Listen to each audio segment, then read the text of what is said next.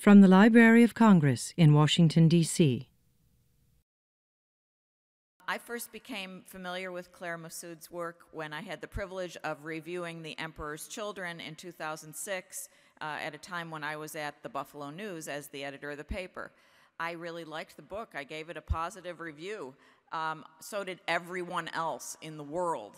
The New York Times review called Claire Messud a novelist of unnerving talent. The book was widely celebrated, named one of the Times' best books of the year, 10 best books of the year, and was longlisted for the Man Booker Prize. Claire Messud's new book, The Burning Girl, is, according to NPR's review, now I'm quoting, a subversive commentary on the stories we tell about women and the way those stories circumscribe our lives. Edgar Allan Poe wrote that the death of a beautiful woman is unquestionably the most poetical topic in the world. In her new book, Messud says, "Not to us." I give you Claire Messud.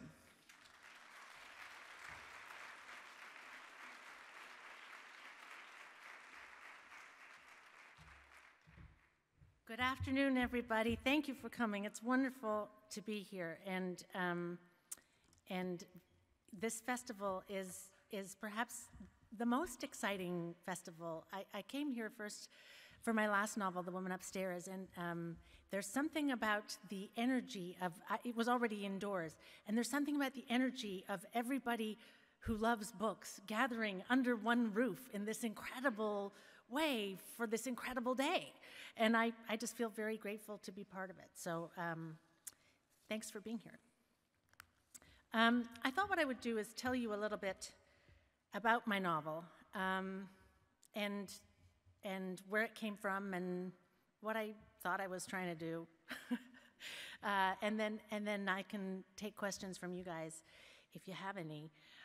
The Burning Girl is set in Massachusetts in a small town, fictional town called Royston, about an hour north of Boston, not far from the New Hampshire border. And it's told by a young girl, Julia, who at the time of telling is 17. She's just going into her last year of high school. But she is telling the story of her friendship with Cassie.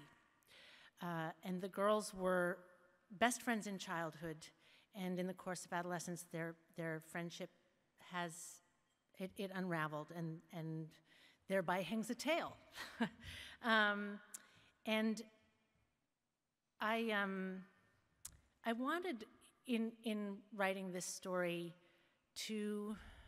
I was trying to do something I hadn't done before, and I don't know if anybody every time you write a book, you're trying to do something you haven't done before.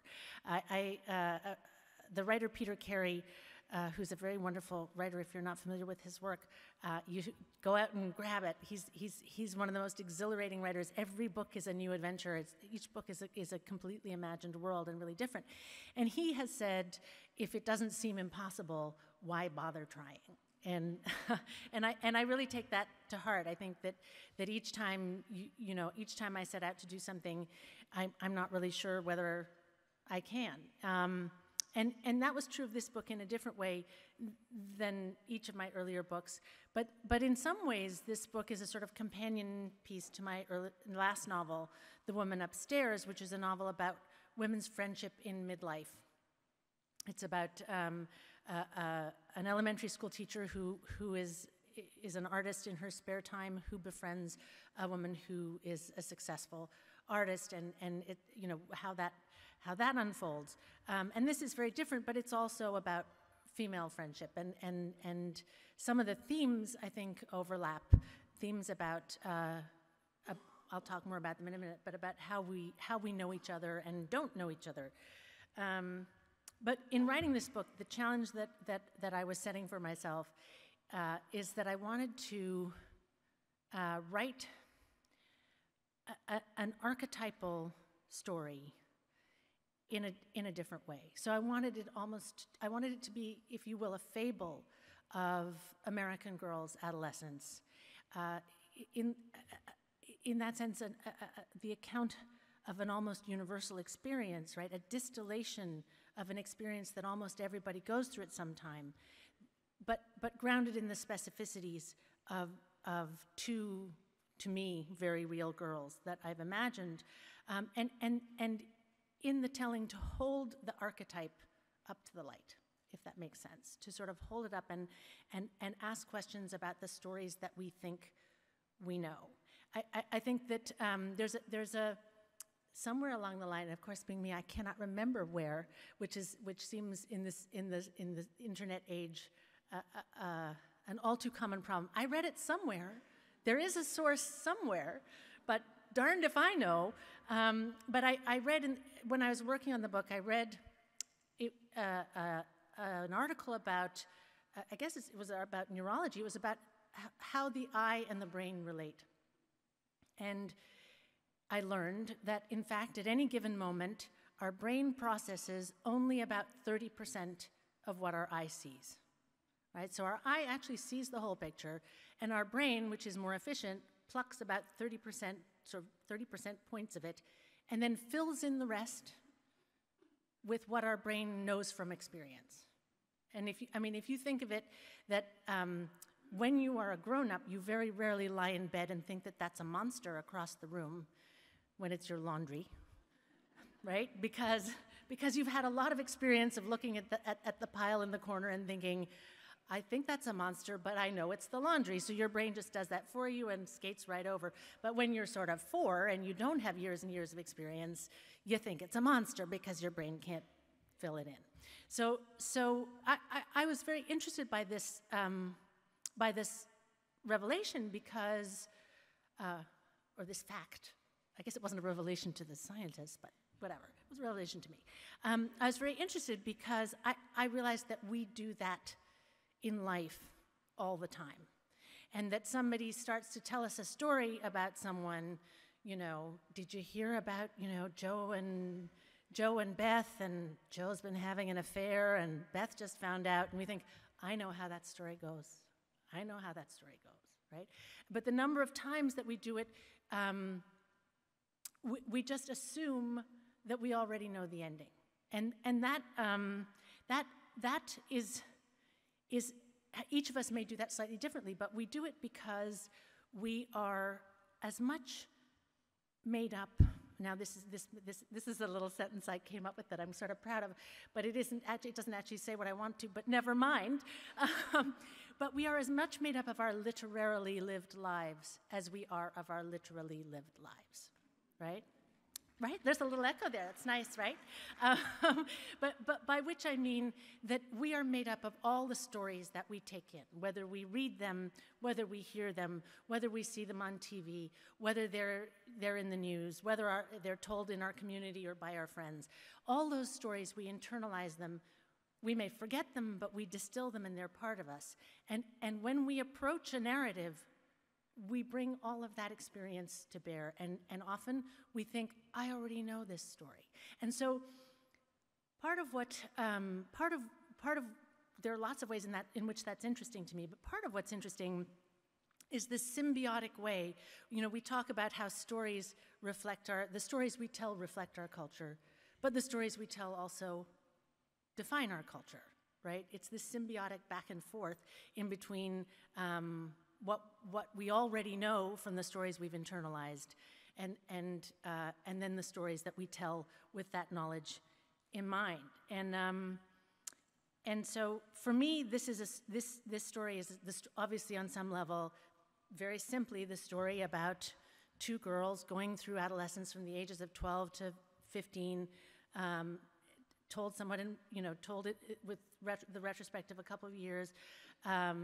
And it's a very simple story, and on some other level, it's trying to question what a story is, how we make up a story, how each of us, in our different subjectivities, in which each of us is trapped in who we are. If you go back to the 18th century German philosophers. There was Kant, who wrote a lot about subjectivity. Then there was a guy called Fichte, who believed there is no table except the table each of us wills. Like, there isn't actually anything out there I'm not going there. I'm not going that far. I believe this is holding up the papers. We're okay, but there is some way in which each of us is trapped in our own subjectivity. So it's the Rashomon thing. Has anybody seen the Rashomon, the film, right? It's the different perspectives, and the story is different depending where you stand. So it's both. I'm getting a little bogged down. I need to open up. Okay, but I would just say it's like, for me, I recently saw again the Nina Simone documentary. I don't know if anybody's seen that, but if you haven't, I highly recommend it. But I thought as I was watching it, what I was trying to do was like jazz, that there's a very simple melody. And the simple melody has to be, if not recognizable, easy to follow. But then I'm riffing on the melody. Now, of course, another way of thinking of this, which is, why it's a risk, is that you could say, she's just writing cliches and disappointing us narratively. Like, she's writing cliches and then it doesn't end the way it's supposed to. But hey. So I just wanted to share the epigraph of the book with you. So I took the epigraph from an Elizabeth Bishop poem called Casablanca. And it is itself a commentary on an earlier poem, a 19th century parlor poem called Casablanca, which the first lines of which may be familiar to some. A parlor poem was something that was, recited in living rooms. Like, all kids used to know these poems in the 19th century, and when there was no TV and no iPhones, your kids would stand up and recite the poems for you as an entertainment before they played the piano, or maybe after they played the piano. So the original poem is, "The boy stood on the burning deck, whence all but he had fled. The flame that lit the battle's wreck shone round him o'er the dead." Does that ring a bell to some? Yeah. So it's a poem based on an actual event about a boy who was on a ship with his father was the captain. There was a battle. His father was dying. The boy was waiting for his dad to say, "You can abandon ship now," but his dad didn't say that because his dad was dying, and so the boy went down with the ship. And it was a sort of famous incident because he was a child. There was the British comic Spike Milligan did a version, which is the boy stood on the burning deck whence all but he had fled, twit. Anyway, but the Elizabeth Bishop poem sort of takes it to a slightly meta level. Loves the boy stood on the burning deck, trying to recite "The boy stood on the burning deck." Loves the son stood stammering elocution while the poor ship in flames went down. Loves the obstinate boy, the ship, even the swimming sailors who would like a schoolroom platform too, or an excuse to stay on deck, and loves the burning boy. And that's where the title of the book comes from, is not the burning boy, but the burning girl. And the reason why is that it's in Elizabeth Bishop's poem, there's both the original boy standing on the burning deck, and there's the boy standing on the deck that would be like this, right? Stammering elocution, trying to recite the poem. And for me in the book, both girls are burning girls in different ways. One is a narrator, one is the actor or the person to whom things happen or who does things more. But both are trapped in a bond of love and of loyalty. And one of the things I wanted to raise questions about in the book is what does it mean to love someone? What does it mean to be loyal? And these are questions posed in this book about teenage girls, but they're questions about being human. It's not just, these are questions that we face all our lives long. So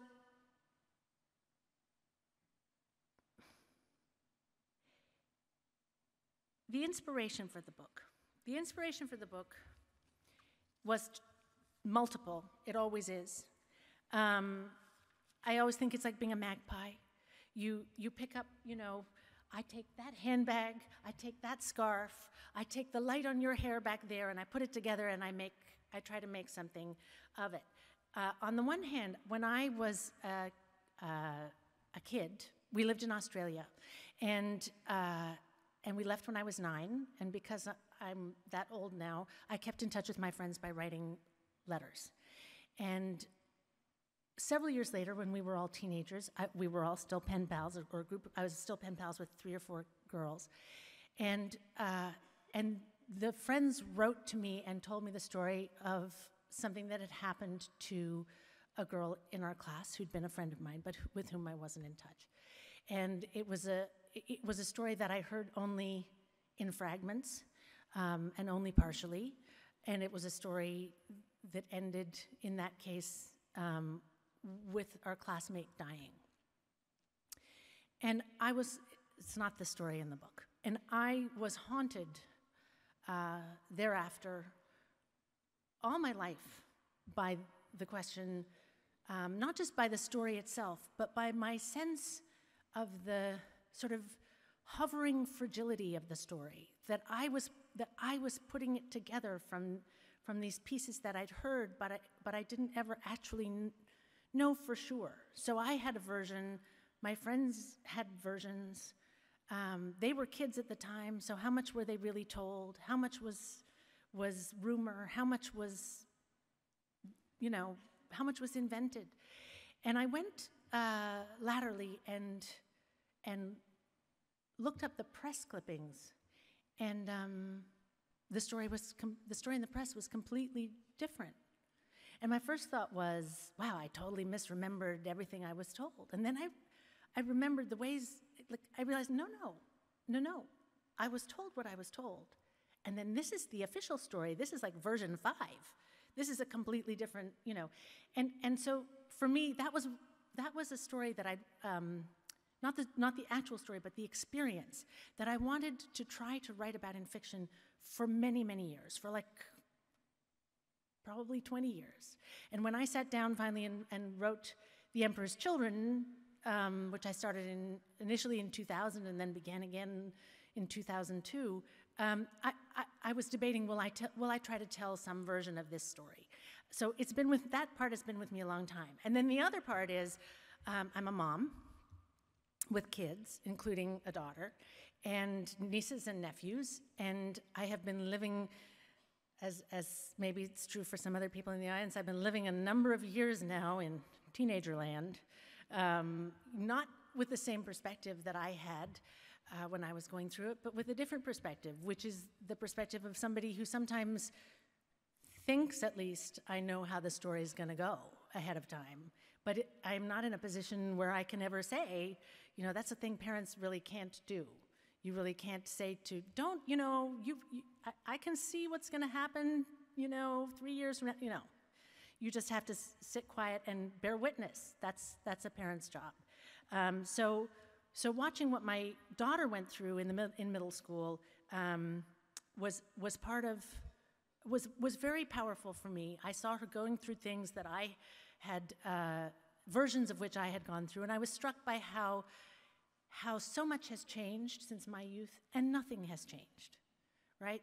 That yes, there are cell phones and Facebook and Snapchat, but the emotions and the passions, it's like, it is like Othello, right? Othello was a long time ago. The world has changed a lot, but jealousy still looks a lot like Othello, right? And by the same token, the passion and the grief and the terrible disillusionment that teenage girls go through in their friendships hasn't changed at all. The narrative is actually is divided into 3 sections, and the first section takes place the summer after 6th grade, the summer before 7th grade. And at that point, Cassie and Julia are still very close. And, they're best friends. They've been best friends since nursery school. And they spend the summer, for a number of reasons, they're spending the summer together, and Cassie gets injured, and then they sort of have to change their activities. And they end up going into the woods and finding an abandoned asylum that they knew was there, and playing imaginary games there. For me, that section is fully in childhood, in a time when imagination is licensed, the making up of stories is considered free and creative, and is sort of culturally sanctioned. That's what we want kids to do, is to make up fictions, and our fictions are sort of the things kids play are often heroic, and they're influenced by fairy tales, and they're influenced by Greek myths, and they're influenced by all of the stories that fill our childhoods, in which animals aren't just animals. Animals are actors with opinions and sort of symbolic import, and the way that things happen sequentially doesn't always need logical explaining, because when you're a kid, you just take it, whatever happens, happens, and if it doesn't make sense, you'll understand someday, right? You're not trying to pin a logic on it, you're not trying to put it in a context. And that's the world that they're living in at the beginning. The middle section, I think of as sort of time passes, is a kind of transitional time in which they are entering the world, the girls are entering the world, and things become real. There's a Halloween section, Halloween bit in there. I feel like that moment, I don't know if you remember in your own lives or in lives of people you love, the first year you don't go out trick-or-treating, right? It's like when the magic is passing, and the terrible wistfulness that you feel as a kid, but you also can't do it anymore. Or else you do it in the most cynical way, which is you don't dress up at all, and you just go around and raid the candy bowls of the people who've left their candy outside and come home with a huge bag of candy that you don't even eat. So that's a sort of middle section. And then the third section is a time in which the girls are in 9th grade. They've nominally entered a sort of more adult time, but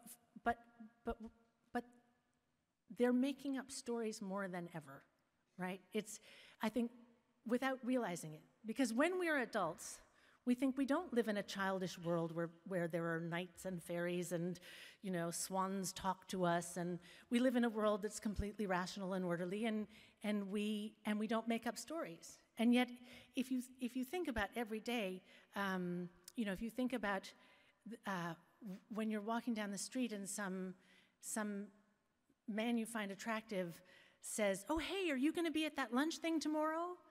And then you walk away and you think, I think he likes me. Maybe he likes me, right?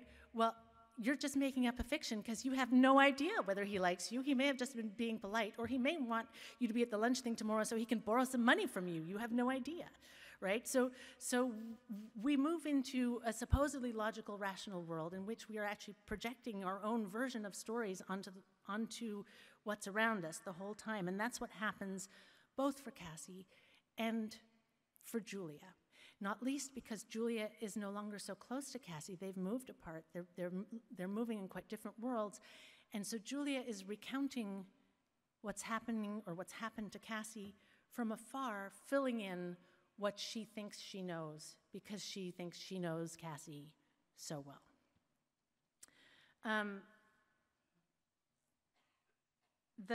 I should soon stop and open it to the audience for questions, but I just I wanted to I have a couple more things I want to add, and one is that I've described this as a children's book for grown-ups, and then people say, well, what do you mean?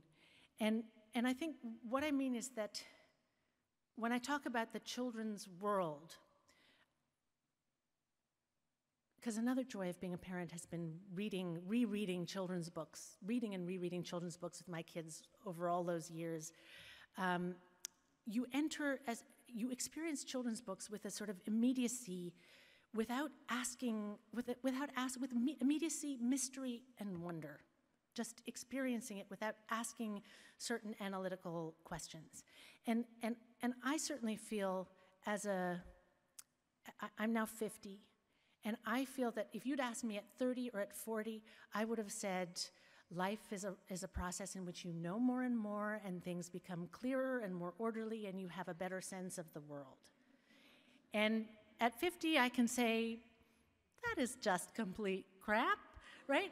I feel as though the world is more mysterious and more full of wonder. Some of it's dark, but the world is full of mystery. There are more things in heaven and earth, Horatio, than are dreamed of in our philosophy.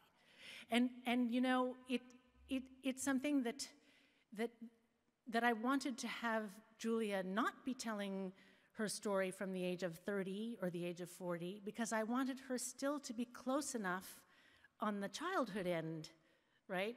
I feel like I have that experience as I'm at an older end, but I wanted Julia to be at the childhood end where she's still, to quote Wordsworth, trailing clouds of glory, where she's still inhabiting in some way that child's logic, that way of understanding the world, even as she has passed into an understanding of herself as a grown-up. And I thought, I worked hard to try to make her language fairly simple, but you know, some of the people writing about the book have said she's too articulate for a 17-year-old, and sometimes they say those are all the experiences and feelings that I remember having at that time, but I would never have expressed them. And to which I sort of feel a little thrill of pleasure, because I feel, isn't that actually what art is for? And what art should try to do is express lucidly the things we all feel, even if we wouldn't say them out loud. And I'll finish just by saying that I'd already decided I wanted to be a writer when I was like 5, and my parents gave me a little kid's typewriter for my 6th birthday. Very annoying child, I'm sure. And but I thought that children weren't taken seriously enough, and I wanted to write grown-up books for children. That was my aim when I was a child. And Watership Down was the sort of summum. That was the book that I held up as like, I want to write books like that. But now, at this point, I feel as though there's some return to a sense that we, in this moment in our culture, and it's a broader conversation for another day, but there's a ton of really wonderful YA fiction in the world that didn't exist when I was young. But one of the things that we've done as a culture is literally to separate off young people from the mainstream bookshelves.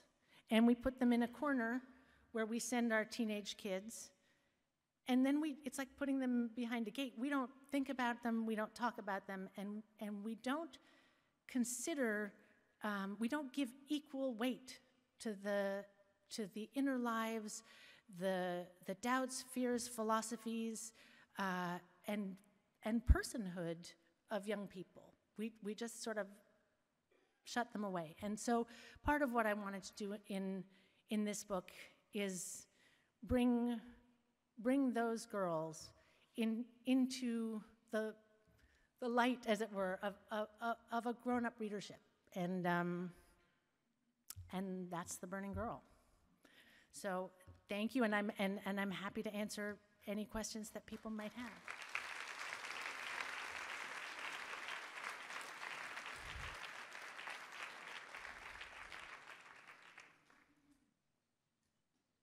Or not. There must be one. Margaret.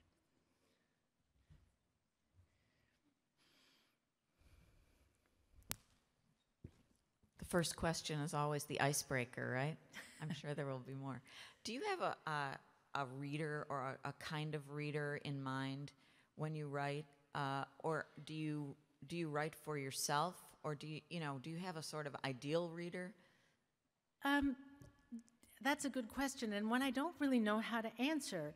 I think in a funny way, when I'm working on something, I'm writing in service of the story, right? It's a question of what is the best point of view, or the best voice, or the best vehicle for telling the story itself. In this case, I exceptionally, I did have a reader in mind.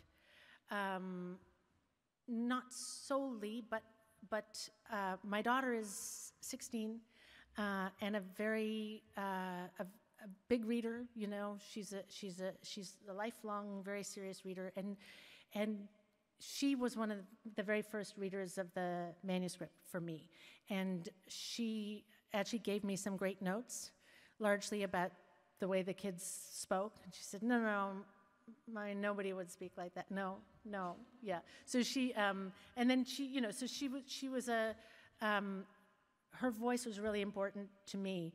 But that's an exceptional case in a way. It's not usually so. Thank you. Anybody else?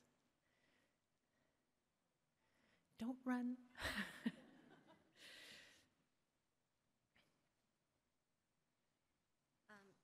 You're mentioning a magpie made me think about A Woman Upstairs, and for those who haven't read it, I'll try to be kind of vague, but one artist takes the experience of another person and uses it in her art. Yes.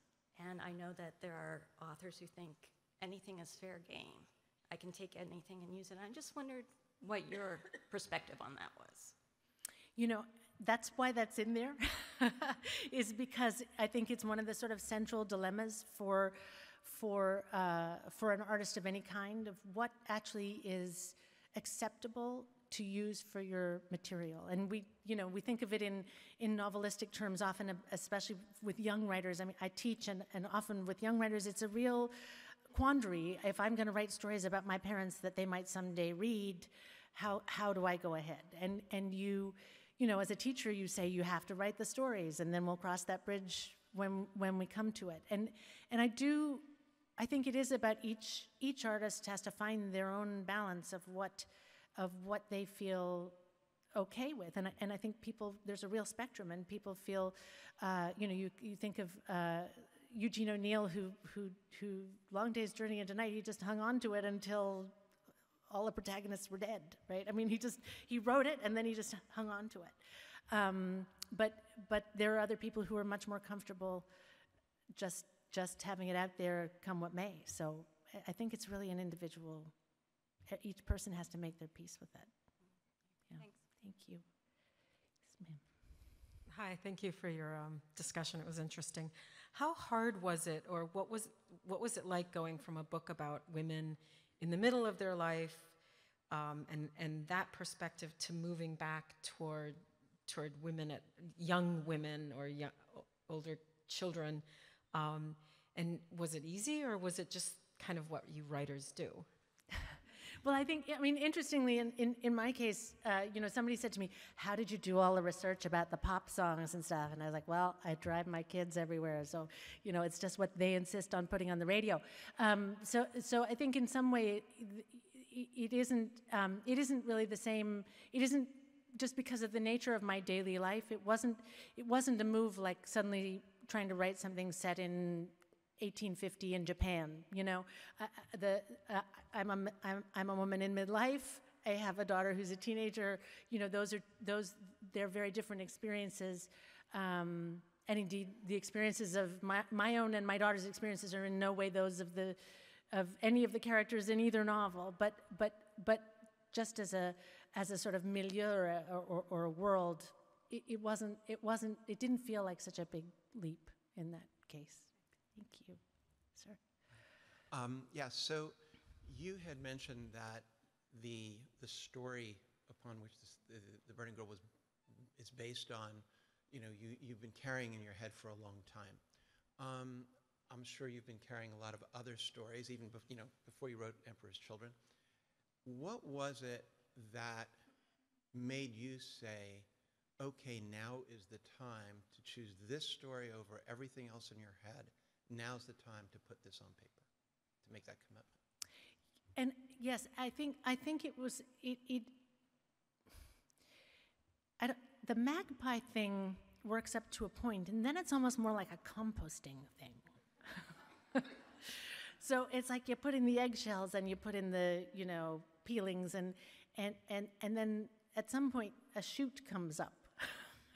And something's growing, and it was sort of. I think it was really that sense that I had this, and I didn't quite know where to go with it or how.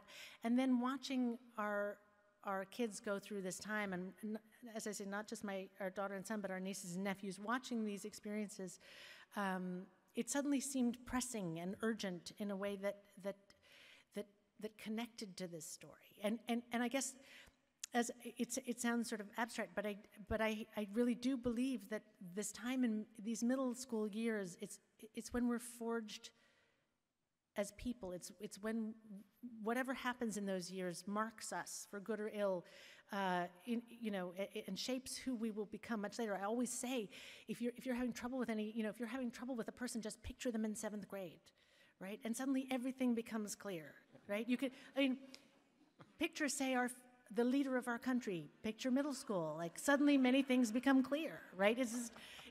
So I think having those years up close in front of me, and feeling the urgency of them was part of it. Yeah. Thanks very much. Thank you. Oh, sorry, sir. Yeah, with the courage born of ignorance, I see so much. I was recently at a book sale at a thrift store, and there were just racks and racks and racks of dystopian novels aimed at, and I just would like to pitch out the idea that the universe in which we live is enough of a dystopia. And we're robbing kids of the ability to figure out what's going on now by projecting what's going on into the future. Would you care to comment on that? Yes, sir. So if everybody heard the question or the comment, it was about the vast range of dystopian fictions that are available in book form and in other forms also for young people to read. And should we not be focusing on our dystopian reality? I'm a reader who always wants to be in reality. I'm not somebody for whom fantasy. There are some fantasy books that I love, but it's not my primary mode as a reader, and so I have to take it from people I know who for whom it is the primary mode. That sometimes it's almost like Glenn Gould playing the piano and putting on the vacuum cleaner. He used to do that, and that it helped him. He said it helped him hear better. I think there are some readers for whom all of the issues of our actual society are set in better relief in an imaginary world. That they can actually see them more clearly if they're set in a different time, in an imaginary time and place. That's not the case for me. So I'm with you. I feel that there are so many stories to tell right here, right now. So, thank you, sir. And I think this will be the last question, I imagine. If we maybe one or two more. Okay, yes, sir. You've written about 2 middle school girls. Would you posit that their experience and your conclusions you draw from it are very different from middle school boys?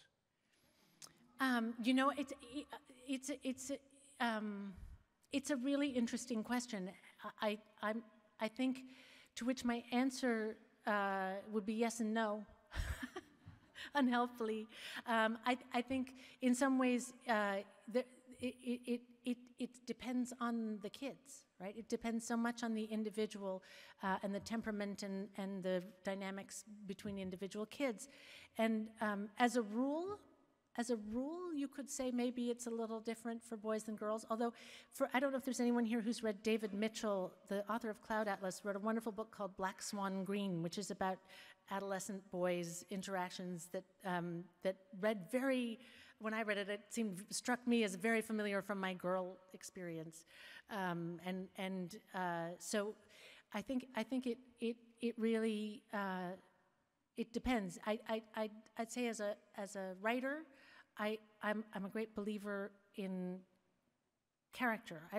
I have many interests: language, the music of language, metaphor, da da da da da. But what I'm really interested in, the bottom line, is people and how people are in the world, what makes us who we are, and how we behave. And so I think the groundedness of each person in their place, in their time, in their dynamic is what makes the story. And that gender is some small part of that, but not the whole thing. Thank you. Okay, thank you very much, everybody.